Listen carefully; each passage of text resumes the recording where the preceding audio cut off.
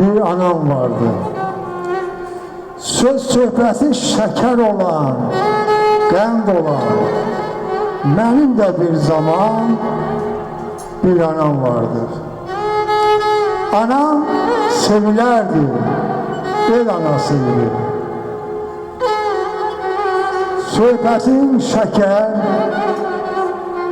sözlü söhbəti şeker olan, qənd olan, benim de bir zaman bir anam vardı. Ziyafətdir, kan yaş döker gözümden, hiç zaman koymadım söhbətindən, sözündən. Məni əzizləyən, mənə can verən, benim de bir zaman bir anam vardı. Allah hayatta beni bu cümle açmıyor bu cümle.